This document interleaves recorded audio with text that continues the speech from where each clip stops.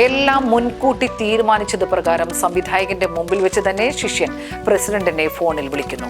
പ്രസിഡന്റിന്റെ തലയിൽ കുറ്റം ചുമത്തി വളരെ നൈസായി പ്രസ്തുത പ്രോജക്റ്റിൽ നിന്നും ജയസൂര്യ പിൻവലിയുകയാണ്.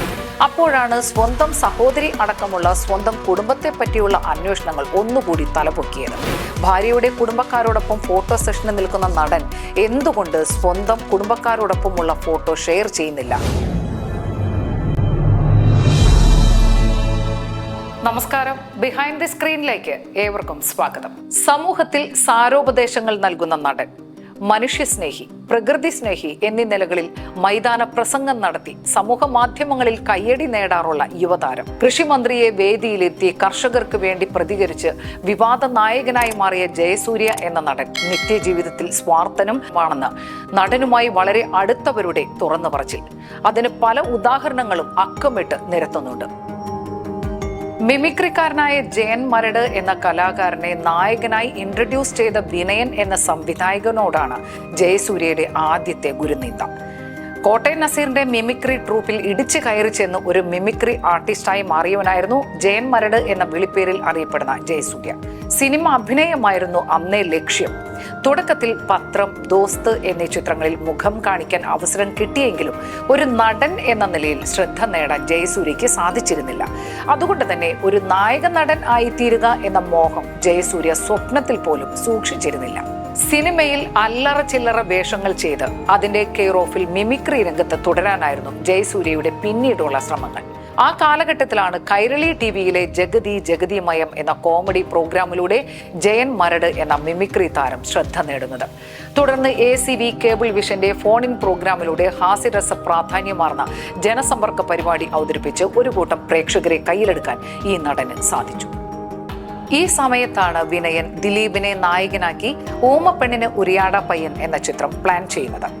PKR പിള്ളയായിരുന്നു ഈ ചിത്രത്തിന്റെ നിർമ്മാതാവ്. കഥ കേട്ട് അഡ്വാൻസ് കൈപ്പറ്റിയ ദിലീപ് അതിന്റെ തിരക്കഥാകൃത്തായ കല്ലൂർ ഡെന്നീസിനെ മാറ്റാൻ സംവിധായകനോട് ആവശ്യപ്പെടുകയാണ്.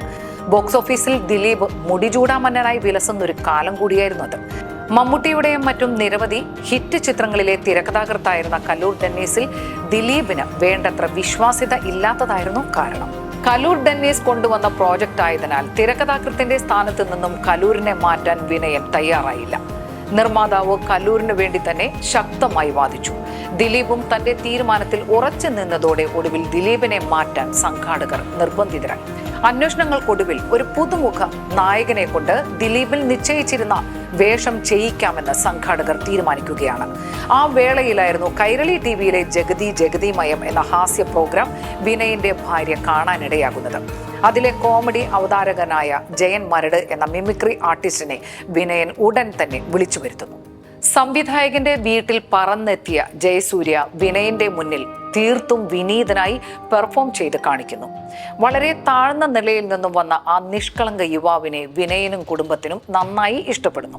ദിലീപിന് നിശ്ചയിച്ചിരുന്ന വേഷം താൻ തന്നെ ചെയ്യണമെന്ന് ജയൻ മരട് എന്ന ആ മിമിക്രി കലാകാരന്റെ മുഖത്ത് നോക്കി വിനയൻ പ്രഖ്യാപിച്ചപ്പോൾ അവിശ്വസനീയ ഭാവത്തോടെ നിറകണ്ണുകളോടെ നിൽക്കുന്ന ജയസൂര്യയായിരുന്നു അന്ന് നേരിൽ കണ്ടത് എന്ന് വിനയനോട് അടുത്ത വൃത്തങ്ങൾ ഇപ്പോഴും ദൃക്സാക്ഷികളായി രംഗം വിവരിക്കുന്നുണ്ട്.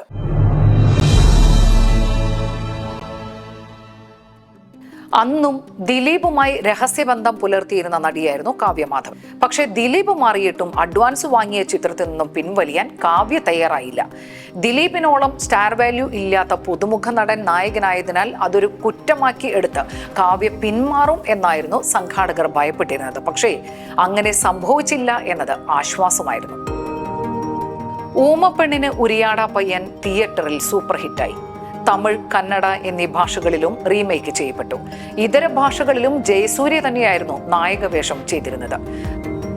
തൃപ്പൂണിത്തുറയിലെ ഒരു കൊച്ചു വീട്ടിൽ വാടകയ്ക്ക് താമസിച്ചുകൊണ്ടിരുന്ന ജയസൂര്യ പനമ്പള്ളി നഗറിലെ ഒരു അപ്പാർട്ട്മെന്റ് വാടകയ്ക്കെടുത്ത് കുടുംബസമേതം ഒരു സിനിമാ താരമായി താമസം തുടങ്ങി. വീട്ടിലെ ദൈവങ്ങളുടെ ഫോട്ടോകൾക്കൊപ്പം തന്നെ ഗുരുവായ വിനയന്റെ ലാമിനേറ്റ് ചെയ്ത ഫോട്ടോ വെച്ച് പൂജിച്ചൊരു കാലം ജയസൂര്യയ്ക്കുണ്ടായിരുന്നു എന്ന് വിനയന്റെ അടുത്ത സുഹൃത്തുക്കൾ തന്നെ സാക്ഷ്യപ്പെടുത്തുന്നുണ്ട്.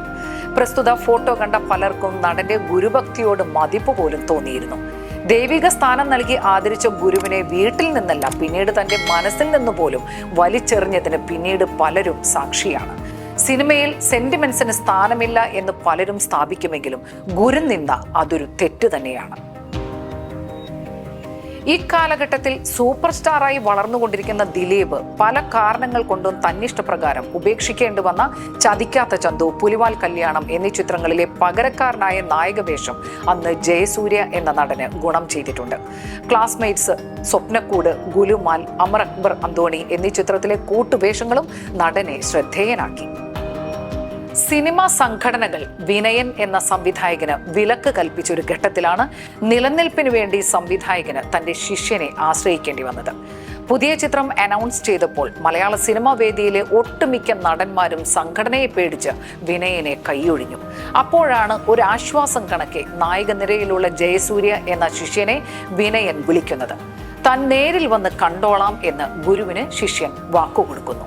അതുപ്രകാരം വീട്ടിലെത്തിയ ജയസൂര്യ പുതിയ ചിത്രത്തിന്റെ കഥയും തന്റെ കഥാപാത്രവും പൂർണ്ണമായി കേൾക്കുകയാണ്. അഡ്വാൻസ് കൊടുക്കാനായി നിർമ്മാതാവിനെ വിളിച്ചപ്പോൾ നടൻ അങ്കലാപ്പിലായി. നിഷ്കളങ്കനും വിനീതനുമായി തന്റെ വീട്ടിൽ വെച്ച് ആദ്യ ചിത്രത്തിന്റെ കഥ കേട്ട് നിറകണ്ണുകളോടെ അഡ്വാൻസ് കൈപ്പറ്റിയിരുന്ന ജയസൂര്യ ഇപ്പോൾ അഡ്വാൻസ് എന്ന് കേട്ടപ്പോൾ തന്നെ ബുദ്ധിപൂർവ്വം മലക്കമറിയുകയാണ്. കഥയും കഥാപാത്രവും ഇഷ്ടപ്പെട്ടു, പക്ഷേ അഡ്വാൻസ് വാങ്ങിക്കുന്നതിന് മുമ്പ് തന്റെ സംഘടനയുടെ പ്രസിഡന്റിനെ വിളിച്ച് പെർമിഷൻ വാങ്ങിക്കണം എന്നായിരുന്നു തന്റെ വിശദീകരണം. അഭിനയിക്കേണ്ടത് താനല്ലേ, പ്രസിഡന്റ് അല്ലല്ലോ എന്ന ചോദ്യത്തിന് സംഘടനയെ പിണക്കാൻ പറ്റില്ല എന്നായിരുന്നു ഗുരുവിനോടുള്ള ശിഷ്യന്റെ മറുപടി. എല്ലാം മുൻകൂട്ടി തീരുമാനിച്ചത് പ്രകാരം സംവിധായകന്റെ മുമ്പിൽ വെച്ച് തന്നെ ശിഷ്യൻ പ്രസിഡന്റിനെ ഫോണിൽ വിളിക്കുന്നു. പ്രസിഡന്റിന്റെ തലയിൽ കുറ്റം ചുമത്തി വളരെ നൈസായി പ്രസ്തുത പ്രോജക്റ്റിൽ നിന്നും ജയസൂര്യ പിൻവലിയുകയാണ്. വിനയനോട് മാത്രമല്ല, തന്റെ വളർച്ചയിൽ ചവിട്ടുപടിയായ പലരോടും ഈ നടൻ അവസരോചിതം നന്ദികേട് കാണിച്ചിട്ടുണ്ടെന്ന് പലരും ഉദാഹരണ സഹിതം സാക്ഷ്യപ്പെടുത്തുന്നുണ്ട്. കഥ കേട്ട ശേഷം പ്രസ്തുത പ്രോജക്റ്റിൽ നിന്നും സംവിധായകനെ പോലും മാറ്റാൻ ഈ നടൻ നിർമ്മാതാക്കളോട് ആവശ്യപ്പെട്ടിട്ടുണ്ടെന്ന് അനുഭവസ്ഥരിൽ ചിലർ കുറ്റപ്പെടുത്തുന്നു. മിമിക്രി രംഗത്ത് കൊണ്ടുവന്ന കോട്ടയം നസീറിനോട് പോലും സിനിമാ രംഗത്ത് താരപദവി ലഭിച്ചപ്പോൾ നെറുകേട് കാണിച്ചതായി മിമിക്രി മേഖലയിലെ ചിലർ ആരോപിക്കുന്നു. ചെറിയ വേഷത്തിന് പോലും ഈ നടൻ തന്റെ സഹപ്രവർത്തകരിൽ ആരെയും സിനിമയിൽ ശുപാർശ ചെയ്യാറില്ല. ACV കേബിൾ വിഷന്റെ ഫോണിൻ പരിപാടിയിലാണ് ജയൻ മരട് എന്ന മിമിക്രി കലാകാരൻ ബാംഗ്ലൂരിൽ ഫാഷൻ ഡിസൈനിങ് വിദ്യാർത്ഥിനിയായ സരിതയുമായി അടുക്കുന്നതും പ്രണയത്തിലാകുന്നതും. സരിതയുടെ അമ്മൂമ്മയിലൂടെ ആയിരുന്നു തുടക്കം. പ്രസ്തുത ഫോണിൻ പരിപാടിയിൽ വാക്കുകൾ കൊണ്ട് പ്രേക്ഷകരെ കയ്യിലെടുക്കുന്ന അവതാരകനായിരുന്നു ജയൻ മരട്. സരിതയുടെ അമ്മൂമ്മ ആ പ്രോഗ്രാമിന്റെ കടുത്ത ആരാധികയായിരുന്നു. അവതാരകനെ പലപ്പോഴും ഫോണിൽ വിളിക്കാറുമുണ്ട്. അങ്ങനെയാണ് ബാംഗ്ലൂരിൽ നിന്നും അവധിക്ക് വന്ന കൊച്ചുമോൾ ജയൻ മരടിനെ ഫോണിൽ വിളിച്ച് ഇഷ്ടഗാനം ആവശ്യപ്പെടുന്നതും ആ ബന്ധം പിന്നീട് പ്രണയത്തിൽ കലാശിക്കുന്നതും. ഊമപ്പെണ്ണിലൂടെ നായക വേഷം ചെയ്ത ശേഷം പനമ്പള്ളി നഗറിൽ സരിത താമസിക്കുന്ന അപ്പാർട്ട്മെന്റിൽ തന്നെ ജയസൂര്യ കുടുംബസമേതം വാടകക്കാരനായി താമസത്തിനെത്തുന്നു. അങ്ങനെ ആ പ്രണയബന്ധം വീണ്ടും വളരുകയാണ്. പക്ഷേ അമ്മൂമ്മയ്ക്കും സരിതയുടെ കുടുംബക്കാർക്കും ബന്ധം തുടക്കത്തിൽ ഇഷ്ടമല്ലായിരുന്നു. കുടുംബ മഹിമ കൊണ്ടും വിദ്യാഭ്യാസം കൊണ്ടും ജയസൂര്യയേക്കാൾ എത്രയോ മുകളിലായിരുന്നു സരിതയുടെ കുടുംബ പശ്ചാത്തലം. അവതാരകനായപ്പോൾ ഇഷ്ടപ്പെട്ടെങ്കിലും കൊച്ചുമകളുമായി പ്രണയത്തിലായപ്പോൾ ജയസൂര്യയെ ശക്തിയുക്തം എതിർത്തത് മുത്തശ്ശി തന്നെയായിരുന്നു.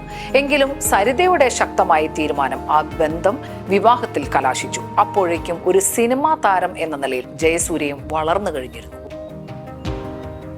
2004 നടൻ വിവാഹിതനാകുന്നത്.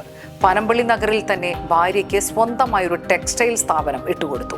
കൊച്ചു കടവന്ത്ര എന്ന സ്ഥലത്ത് ആഡംബര സൗകര്യത്തോടെ സ്വന്തമായി വീട് പണിത് താമസവും മാറ്റി. അച്ഛൻ മണി ഒരു സ്വർണ്ണ പണിക്കാരനായിരുന്നു. വളരെ കഷ്ടപ്പെട്ടാണ് സ്കൂൾ കോളേജ് വിദ്യാഭ്യാസത്തിന് മകനെ പ്രാപ്തനാക്കിയത്. അമ്മ തങ്കം കലാകാരനായ മകനെ വളരെ പ്രതീക്ഷയോടെയാണ് വളർത്തിയത്.